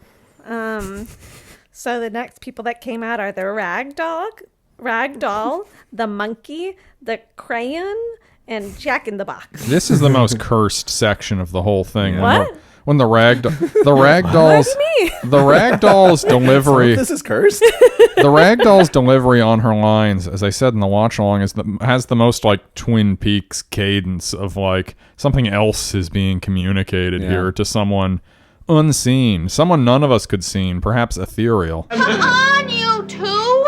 We have to practice if we're going to get it right, right? Right. Wrong. Right. Not left. Right. Right. You see why we have to practice. Is everybody ready? Let's hit it. It was nice to meet all of you, but we have to go now. All of these guys do feel like they are, like in Lost, it's the others. It's the other part of the part group. of the island. There's something else is going on. Yeah. It's like they don't even interact. Like Punchinello does not even say hello. Punchinello. I think it's like separate polycules, and they're one. Yeah. But still, you'd think there'd be something. I think Carl Crayon gets around. So actually, I read about this in the fan fiction. There was some arguments between the women who are involved and the editors and everyone about what exactly the Crayon should respond to with the hip issue when they do that. So their whole song and dance is the hokey pokey. Yes. And then at some point after all of them, they put your right hip in, and he's like, a hip, right hip. You put your right hip in, you put your right hip out, you put your right hip in. What's a hip? And you shake it all about. You do the hokey pokey and you turn yourself around.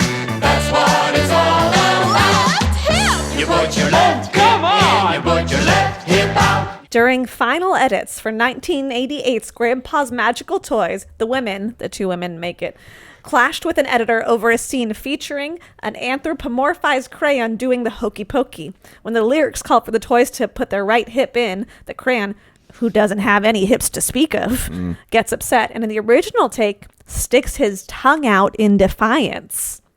The editor thought that was so cute, and Pam and I are going, no, we will not do that way. Because we don't want kids to mimic what the other characters do. And they said, that's what kids do. And they said, well, we don't want kids to do that. And so they took it out. And because they did it in the final cut, the crayon just walks around going, what's a hip? Yeah, but he doesn't just walk. He's copping an attitude about it. Like, if their complaint is, we don't want kids to emulate this, he's still being a little bit nasty about it. It's, if anything, worse. He's just like having a whole shit fit about it. Yeah, sticking your tongue out would be more playful at the very least. Yeah. I think it's better without the tongue. I think they really made the right character choice here. Okay. I like him being a little sassy, no tongue. Yeah. I think he draws too much attention. I think the first time that he's like, oh, it's a hip, then he should just see his way Drop out. it? Yeah. Also, yes, during Hokey Pokey, Natasha was entering some sort of lucid state where she just was like... My first lucid state. She's like part of the screen. She was like trying to enter it. And just, I think she thought she was, and she was like, do I have hips? Was this the part where she was like whispering like an ASMR video? Yeah.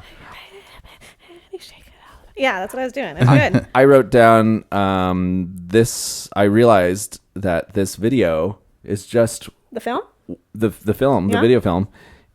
That's what's playing in your head all the time. That's what's going on. Absolutely. It explains so much. I don't think that it's like all you can think about, but it's there. It's just there. Yeah, there are times where it waxes and wanes. Yeah. It really depends on like how hard my meds hit and don't hit that day is how much that's front and center for me. Yeah. So of course you're crying because it's like my brain is on the screen. And Yeah, the screen is it was on the really brain. beautiful. You never get to see yourself reflected that way in film, you know? Yeah. Whenever you feel like, oh, something is beginning to slip from my grasp or I'm not on steady footing, I don't quite know what's happening. You just think, what's a hip? Suddenly, what is it? Suddenly you're like the crayon folding his arms looking upset.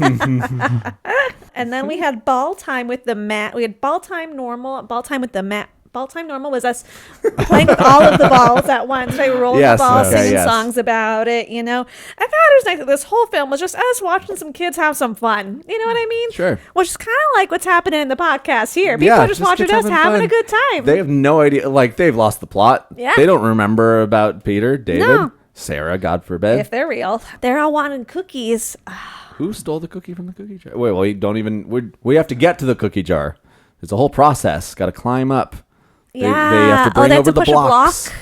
And the sailor It's like a and lame Punchinello puzzle can't in a figure video out how to game. push a block. Yeah. Got to push this block on wheels over to the cookie jar because it's on a second shelf. It's shelf up high. Yeah, and it's so, you know, it has a terrifying face when it's small, and then when it's big, it's even worse because I assume they made the big one, and then they're like, well, we have to make a small version of this terrifying face, and it's got a voice and kind of vibe like Olmec. While in Tahiti, did Gauguin live in blue barracudas? Incorrect. The natives of Tahiti are called Polynesians. Blue barracudas. Polynesians. That is not one of our choices. From Legends of the Hidden I was Temple. gonna say, Yeah, I don't know his name. they sing their whole song about who stole the cookies, and then finally the jar interjects, "None of you. You freely ate the last cookie yesterday. There haven't been cookies here in a million years. It was not stolen. It was not an act of theft. You're all just gluttonous, and now there's no cookies left." I, the cookie jar of Napoleon Bonaparte. Muffin Man stole the cookies from the cookie jar. Who, me? Yes, you. Couldn't be. Then who? Punchinello stole the cookies from the cookie jar. Who, me? Yes, you. Couldn't be. Then who? No one. No one stole the cookies from the cookie jar. Don't you remember? You ate them all yesterday. And the Who Stole the Cookie from the Cookie Jar song was huge when I was a kid. And watching it, you're like, wow, yeah, Not much of a doesn't go tune. anywhere. Yeah. No, it just it really does. There's doesn't. nowhere for it to go. It starts kind of awkward. Yeah. It's kind of a chunky beginning, and then the flow of the main part is Yeah. good, and then it's just like, well, I guess nobody. It feels very like the game Mafia, you know? Mm-hmm. Where you're like, you're the one who killed us all. Yeah. Who, You know? me? Yes, you. Couldn't be. Then who? My paisan. Oh, my Hey, paisan. ooh, I'm walking here. I initially misheard you and thought you said it's like the gay mafia, and I was like, "What's going on? Are we getting into some homophobia now? Is that part of your bit?" Oh, here comes the gay mafia. Yeah. That's actually what I refer to the three in the merry-go-round as. I'm like, there's the fucking gay mafia. That is the gay mafia. At the end of the cookie jar song, they say, we sure did make a mistake accusing each other like that. Oh, yeah. Oh, I love that. And isn't that's a lesson it's very salient now, Yeah. you know? It's like, oh my God, I can't believe we were doing that. And it does make the song was always kind of confrontational. Yeah. When it comes around to you, there's a feeling of I'm now being observed. I am the one on the hunt. Mm-hmm. And the whole crowd singing it, even in preschool, they're all looking at you. Yeah. And if right now they're like, this is the moment, we're going to tear them apart, it's Lord of the Flies time, Mm-hmm. that would be exactly what it felt like. Yeah, it's scary. And then you're like, who me? Yeah. We're still playing the game, right? I don't think we had a cookie jar in my preschool. Yeah. My cookies were mostly eaten in the home. Home cookies. It's not so unique. Chris stole the cookie from the cookie jar. We didn't actually have a cookie jar here. There was no cookie jar. Yes, you. I've been falsely accused. This premise doesn't make sense. As you can see in these photos taken 1 hour ago and just 5 minutes ago, there was never a cookie jar in this room. The Muffin Man, I think after The the, Muffin cookie Man? jar song. The Muffin Man after the cookie jar song. Yeah. He says,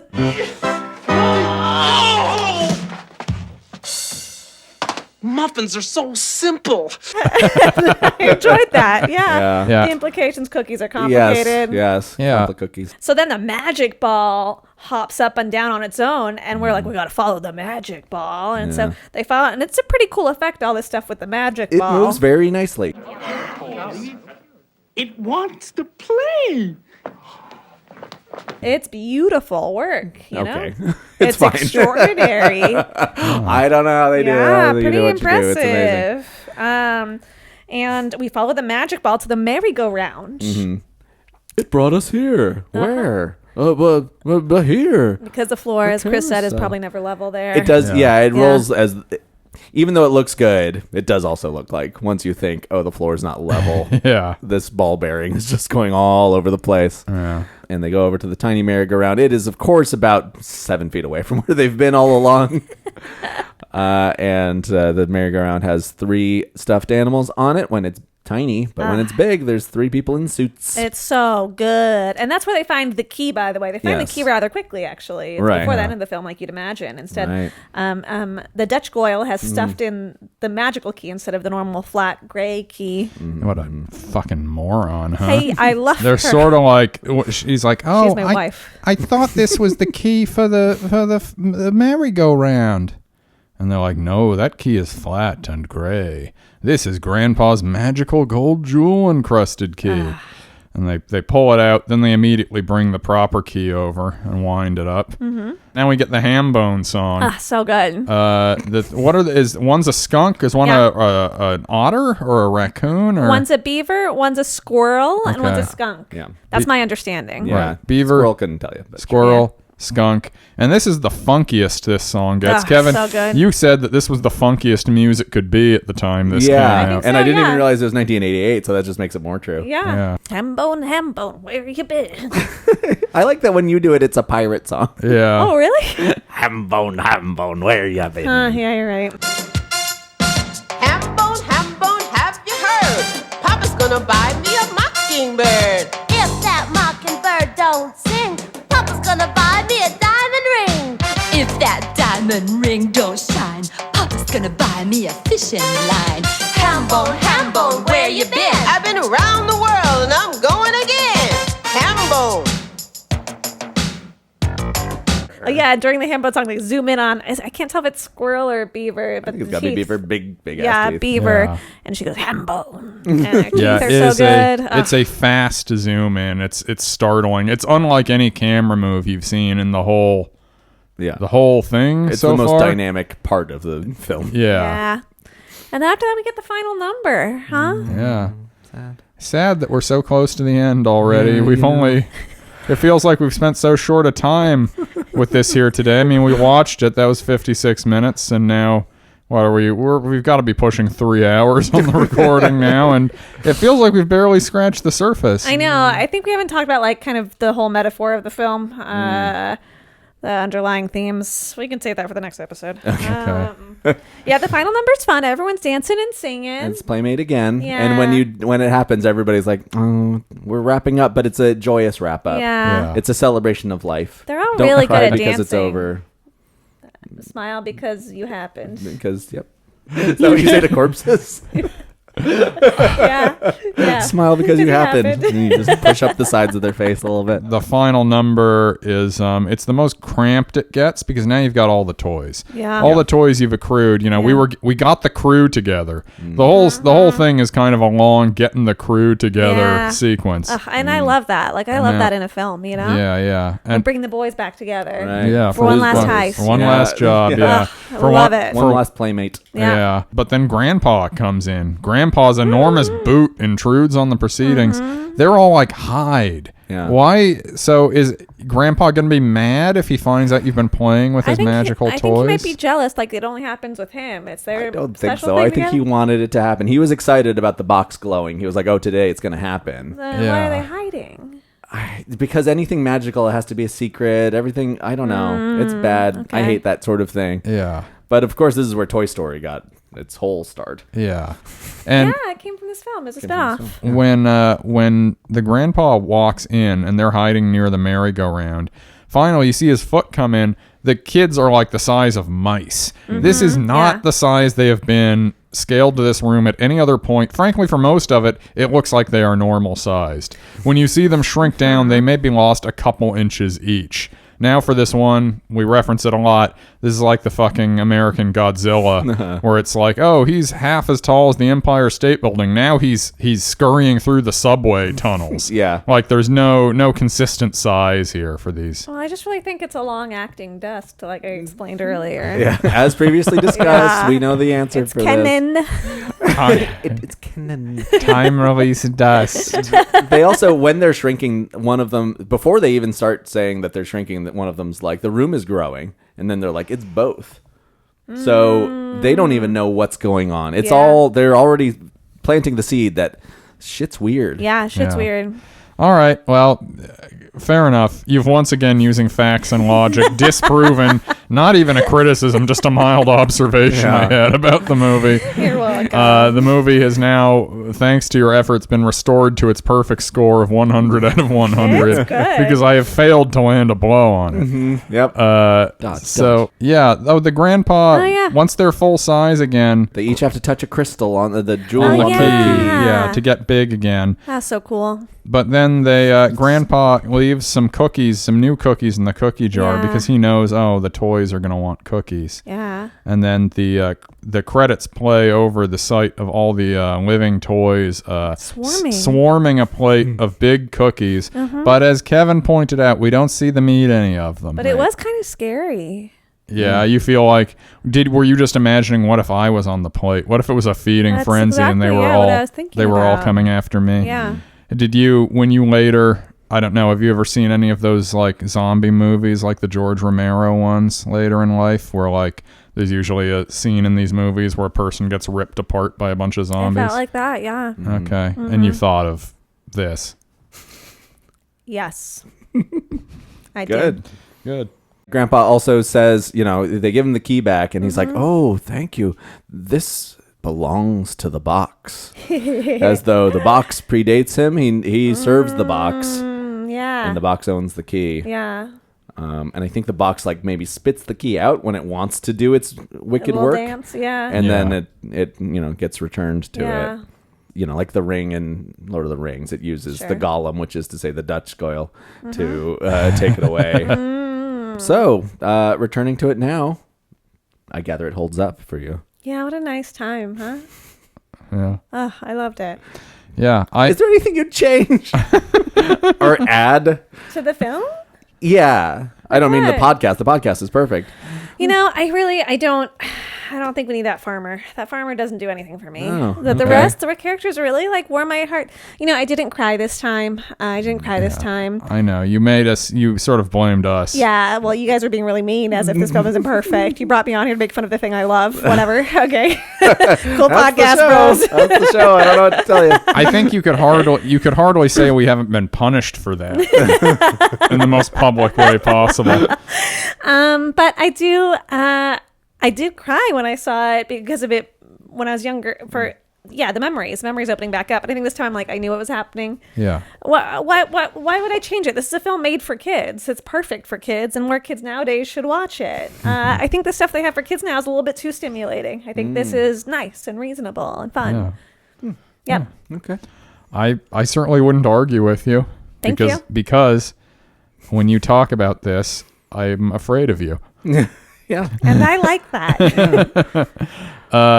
Yeah, I had never seen it before. Yeah. I know we'll be watching it again. As soon as we leave, we jack it off, watch. We jack it off? You will be jacking off watching. Okay. Who's the hottest one, Chris? Be honest. The hottest one in the thing? Yeah. I mean... You can't say the Dutch girl. Oh, okay. So I can't say the one everyone would say. Yeah. Well, I think there's one that's maybe hotter than the Dutch girl. The Raggedy Doll Besides one. the bird. Yeah, the Raggedy Doll. She's hot as hell. Yeah, she is. Yeah. She's got a salacious energy to her. No, I'll say the bird is sort of it only gets to watch. You know why? Why? It's a cuckoo. And watch is time as well. Watch is also time as well. I'm sorry I didn't incorporate that because it's a cuckoo watch. I'm sorry. We have fun here, don't we, folks? Don't we? I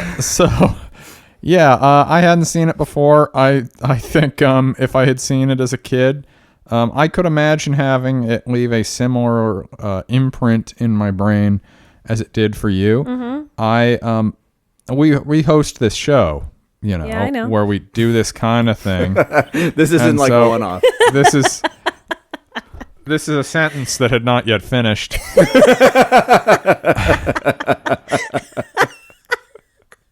So, obviously, I have the utmost respect for the, when someone watches a thing as a kid, your relationship to it is going to be different than someone coming to it, seeing it for the first time through the jaded eyes of adulthood.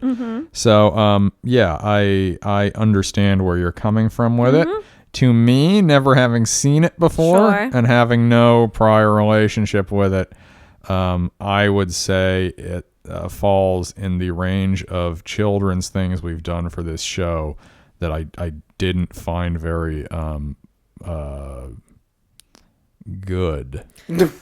Yeah, I mean, listen, I don't know if they're allowed to have this peek behind the curtain, but I warned you guys over breakfast. We were at breakfast, and I'm like, just so you know, this will only mean something to me because of how I watched it. I this know. is not good. I know. You certainly did, but I'm just, once we got down to brass tacks and we started talking about it, I felt in my heart like I should be generous and sensitive to your No, you're allowed to hate condition it. around this. And you, Kevin, you want to talk about how you hate it too? Yeah. Okay, please. I don't like it. As a kid, I wouldn't have liked it.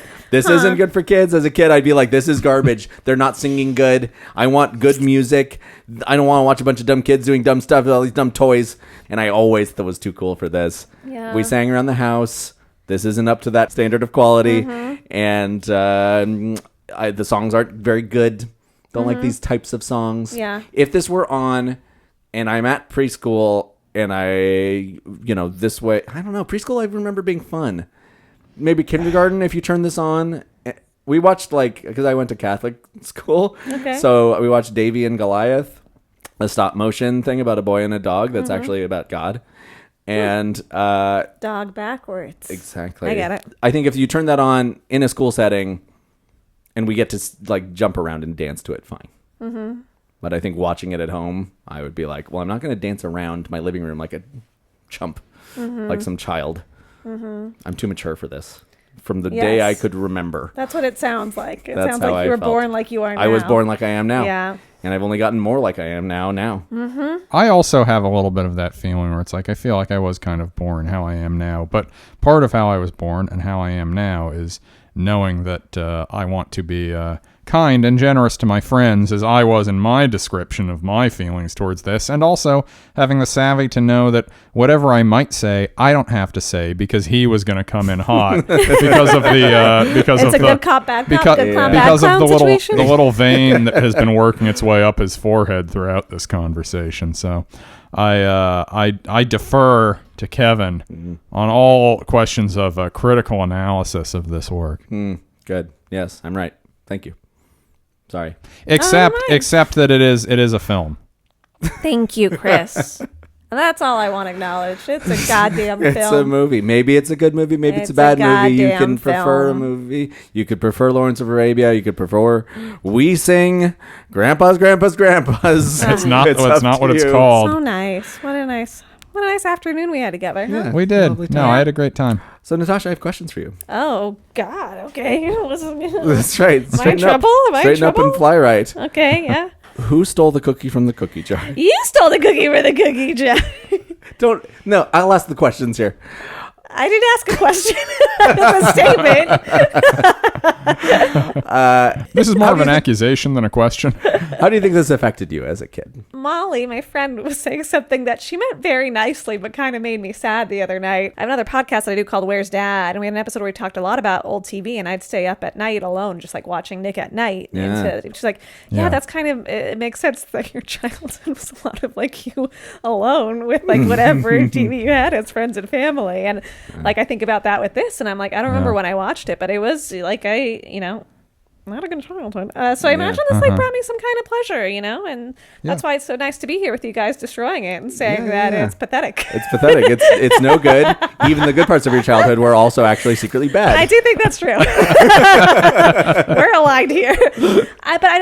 It's so because I really don't remember watching it. I don't remember the act of watching it, so it's hard to say how it affected my childhood. I can only like guess pieces, and I think that's what made it so magical when I found it some years ago. Is like, oh, I didn't know that this was a movie. Like it felt fake. Like I didn't know that either. Yeah, I know. Would you show any future children in your charge? Yeah, absolutely. If they're, I hear what you're saying about you coming out immediately as a 55-year-old man, right? Yeah. But I think for other children who are bored like children, couldn't speak to that. I think they would get joy from this. Take it easy. He's only 52. Oh, okay. Yeah, I think they would enjoy it if you're of age, which would be very young. And I do think that it's better than a lot of the stuff that's coming out that's too stimulating nowadays. What do you think is the most kid-friendly bit of this? Some shows this is a tougher question. What is the most kid-friendly? Yeah. I mean, the whole thing's pretty kid-friendly. Yeah, right? But I think it's for kids, and it doesn't have any of that stuff for adults. Like, a lot of kid stuff now, they're like, adults have to watch it too, so we have to slip in these jokes so adults can like it. This is for kids. Yeah. This is for the kids. And I respect that. Yeah. Let's just do one shout-out real quick. This one's for the kids. This one's for the kids! Bow, bow, bow, bow. When would your mom have walked in? What would be the embarrassing moment that would be non-representative or make you feel weird about being seen to be watching it? Probably like if I was like licking the screen when the ragdoll lady came on, That's still when I have it paused, the worn down part of the tape. I mean, it was really the Dutch girl that did it for me, but what would have been embarrassing for her to watch? I just can't imagine her being present. But when would your dad have walked out? Yeah, I mean, so much earlier than this. No, I mean, all of it's like embarrassing. I mean, maybe the ham bone would be crazy. That's certainly I would be the most embarrassing. Yeah, on the face and ham bone. Yeah, I think it's the ham bone. Because it's like the whole rest of it. It's like it's cheesy and it's fun and it's cute. And this part, they're like, okay, let's get cool. Let's make like an MTV music video. Yes, and it's like that is so much more embarrassing and less cool. I guess that would be it for sure. What would you say this says about society at the time? I feel like there was a while where we forgot that kids are people and have different developmental stages. And I feel like this is around the time where they're starting to be like, we should make some stuff that's for kids. And even a lot of stuff in my childhood was not made for kids. It was pretty crazy. But I think it's, kids need stuff too. What about our kids? What did it say about the time? I don't know. It's a fucking good film, okay? It's a. What does it say about the time? 1988. I wasn't alive. I don't know. I don't know history. Yeah, I don't know history. I like that. Ultimately, a lot of these questions are just standing in as tense proxies in your war about what is it to be a kid? Is it to be a kid or is it to be Kevin? Yeah, exactly. Yeah. Is it to be a grown man like I was as a kid? Yeah, yeah. Did you tell them where to find me? Do they know where to find me? Oh, hey, yes. Natasha, Do you where guys can we shit find you? about me? This is so disrespectful. Natasha, is it because I'm a woman? You're like, they don't need to find her. She just yaps and yaps and yaps. We love you, and we love your career and your aspirations and your future. So tell us where to find you. Well, if you give a shit, you can find me on Instagram, TikTok, or wherever else at Natasha Vinik, V as in Victor, I-N-I-K Vinik. And if it matters to you, there's podcasts that I also co-host, 2 of them called When Harry Dumps Sally. They're both called that? Nope, one is called When Harry Dumps Sally, and the other's called Where's Dad? Yeah, and I've listened to some of them. They're both quite good. Yeah, and both of them are weekly without a paywall, so, pretty impressive. Seems like I'm doing a lot of work. Yeah, it does seem like that. It is Too much work. Let's not run down our workload while we're advertising yours. Let's not do that. Some of us have jobs. Okay, I know. It would be nice.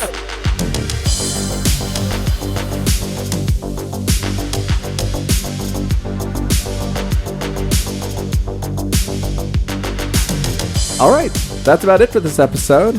Our theme music is by Seth Milstein, a.k.a.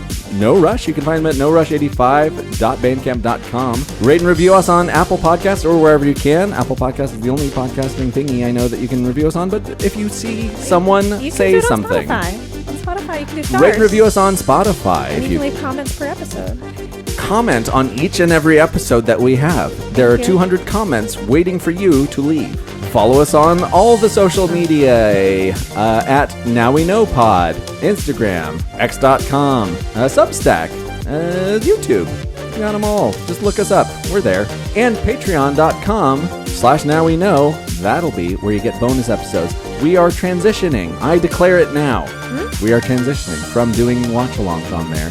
No more watch-alongs, sorry. This was our last watch-along? They were very unpopular. This is a big deal, huh? Yes. That final watch-along. Yeah. Thanks for The having me. final I think watch-along it's a fun one. features Natasha. But we're going to do 2 bonus episodes a month instead. So every week, if you subscribe, you will get an episode of Now We Know. We have no rules for the bonus one. So a lot of times we just did Snow White, the new terrible live-action one.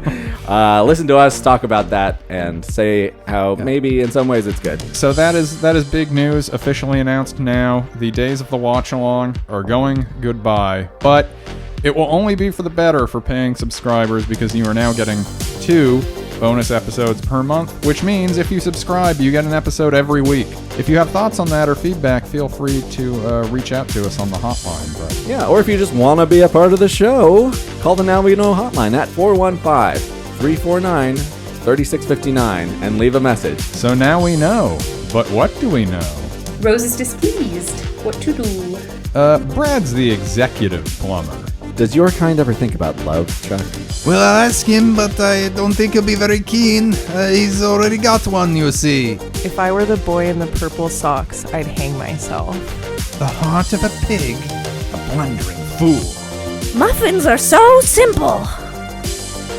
And now we know. We know now. Bye-bye. Bye. Say goodbye. Bye. Sorry, bye.